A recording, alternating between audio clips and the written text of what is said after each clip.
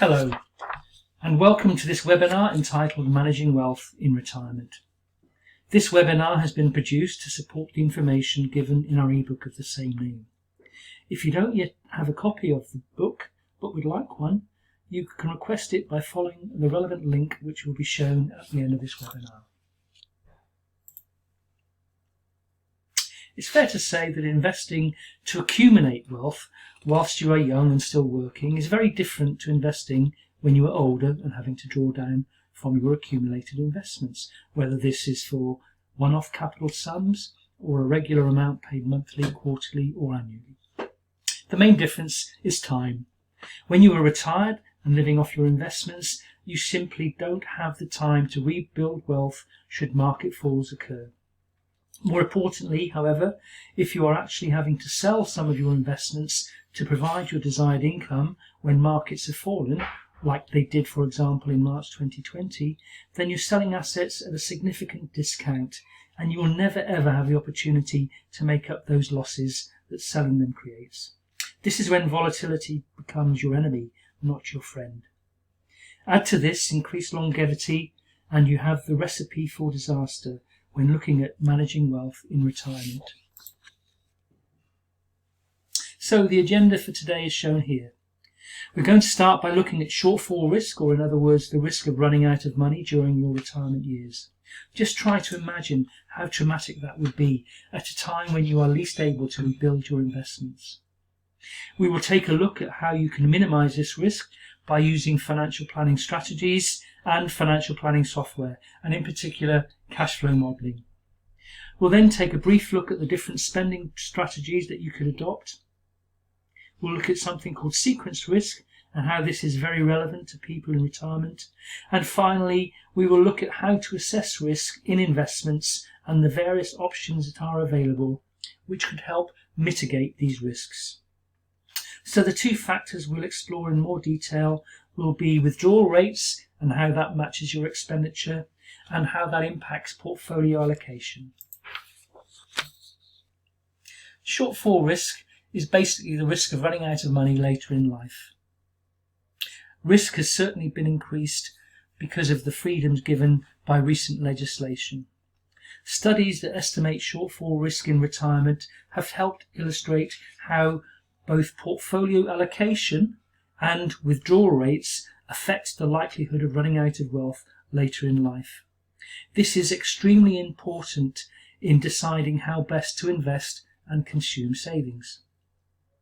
An important consideration that needs to be borne in mind when designing a strategy is what is lost when withdrawal rates are overly conservative, i.e. the quality of life that you sacrifice. It's therefore essential to understand the trade-off between shortfall risk and the risk of not living well in retirement. Also, how risk tolerance affects withdrawal rates and how a stream of guaranteed income sources from outside the investment portfolio affects both the withdrawal rate and portfolio allocation to equities. A willingness to adjust spending in retirement is also an important issue. An all or nothing approach to retirement spending just doesn't work. People need to prioritise spending goals, with basic living expenses, insurance premiums and debt payments receiving top priority. Often when I meet a client for the first time, they come to me with a carrier bag which contains a whole series of documents related to their previous investments. Cash flow planning is all about understanding what people have. It's about understanding their current assets now and in the future, whether that's bank accounts, ISAs, shares, endowments, property, bonds. It's also about understanding their liabilities both now and in the future. Also critical, looking at their income both now and in the future, and finally their expenditure both now and in the future. And it's an important thing to note here that expenditure is the one thing that you can control. And my mantra to clients is always focus on what you can control and don't waste energy on the things you cannot. For example, you can't control market performance, investment returns, taxation or inflation, but you can control expenditure.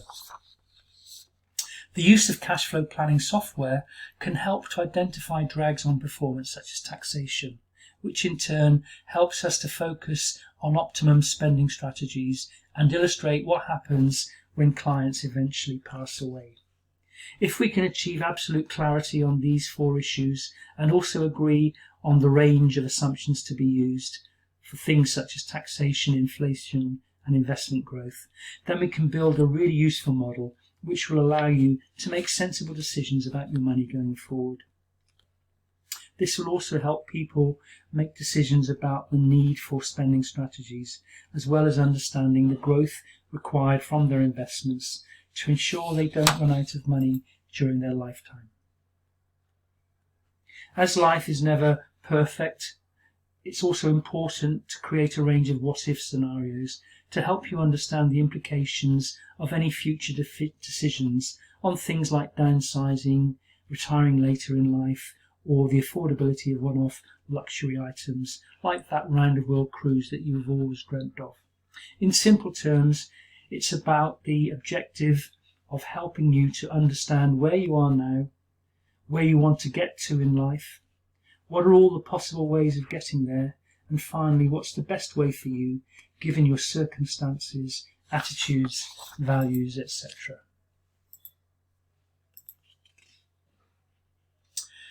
Professional financial planners will therefore use cash flow planning and something called Monte Carlo asset return simulation to estimate how different portfolio allocations can interact with the withdrawal rates that you have to produce optimal portfolio withdrawal rate combinations for varying risk levels. In addition, our approach optimizes by looking at the holistic approach, considering all clients' sources of retirement income, not just their financial portfolio. We should consider how a guaranteed income stream, such as state pensions, annuities or defined benefit pension income, changes the optimum asset allocation and withdrawal rate choices. This allows us to recommend more volatile adventurous portfolios for clients who have a reasonable level of guaranteed income sources and additional capital to invest. As I said before, expenditure is the one thing that you can control, so it's important to understand how to control it. You can do this by adopting an appropriate spending strategy. As investors plan for retirement, one of the most difficult decisions they have to make is to select this suitable spending strategy that will provide them with both an ample income stream now and ensure that they don't run out of money during their lifetime. What makes this so challenging is that many of the critical factors that affect the decision are completely out of the investor's control and are entirely unpredictable. As I mentioned before, investors have no control over the returns of the investment markets, the rate of inflation, or even the length of their planning horizon, i.e. how much time they have to live. Each of these variables has a significant impact on how an investor can safely withdraw from a portfolio to maximise their current consumption, while both preserving at the same time the potential to generate future income for a completely unknown period. An investor's decision will depend on his or her assessment of the trade-offs and their ability to adopt flexibility, particularly around spending strategies. So once again, remember, focus on what you can control, which is expenditure. You can find more information on the different spending strategies that can be adopted in the ebook.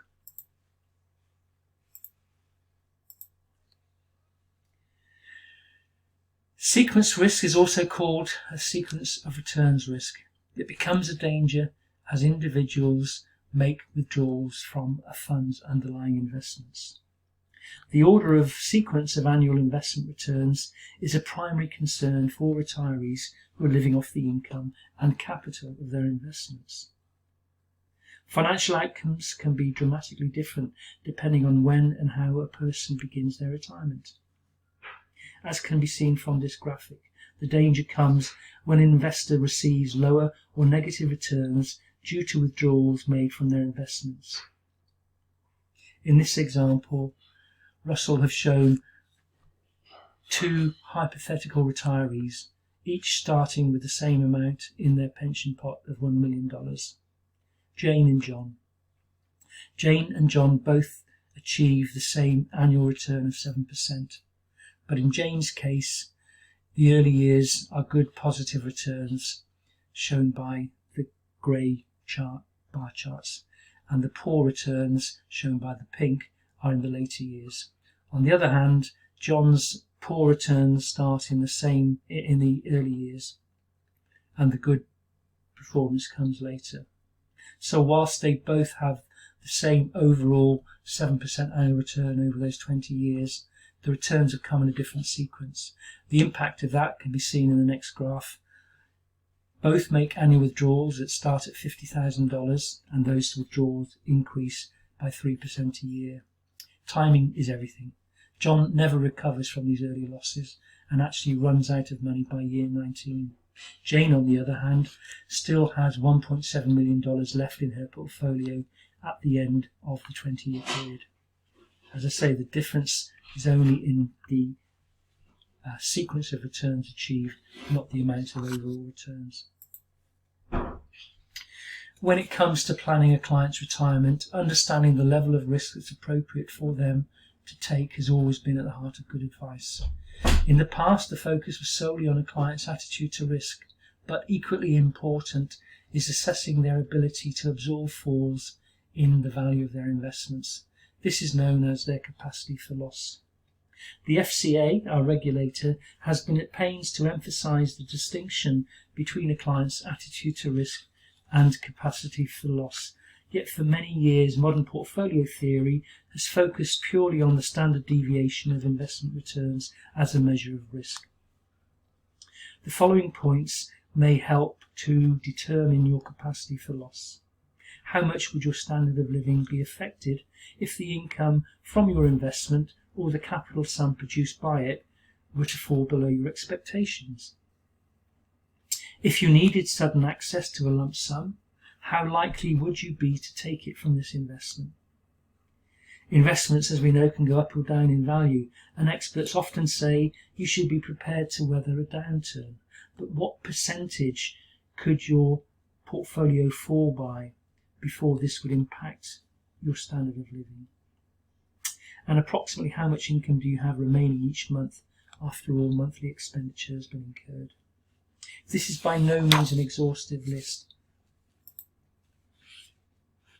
Having considered a client's attitude to risk and their capacity for loss, we then also need to consider how to evaluate the investments that we are selecting when someone is near or in the early phases of a withdrawal period. We need to look at more than just the average annual returns. People need to evaluate performance with measures that consider the level of risks taken. And there are different levels of risk and different risk definitions. For example, the Sharpe ratio is one measure that people use to examine investments' risk-adjusted returns. The Sharpe ratio looks at the returns an investment generates relative to the risk that it assumes. Risk is gauged in this instance by the volatility of the returns. Volatility, which is typically measured as standard deviation of returns, can come on the upside and the downside. Now, in my experience, investors aren't too worried about the volatility on the upside. It's just a pleasant surprise. It's the volatility on the downside that's the problem, as downside volatility early in a withdrawal period will have a lasting negative impact on the investor's capital. The Sortino ratio is a more precise measure of the true risk of volatility because it only looks at the impact of down market volatility on returns. A high Sortino ratio for an investment would suggest that a fund can deliver strong returns over time, even through periods that include declining markets. Maximum drawdown is another measure to consider. It looks at the maximum loss an investment occurs through a market cycle by comparing its value at its peak with its value at its trough. Less volatile investments will experience much lower drawdowns during periods of volatility. When taking withdrawals, therefore, investors should consider investments that have historically high Sortino ratios and low maximum drawdowns.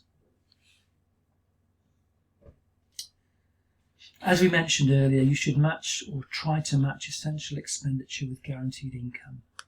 And as a general rule, you should identify the guaranteed sources of income that you have available from things like state benefits, defined benefit schemes, etc.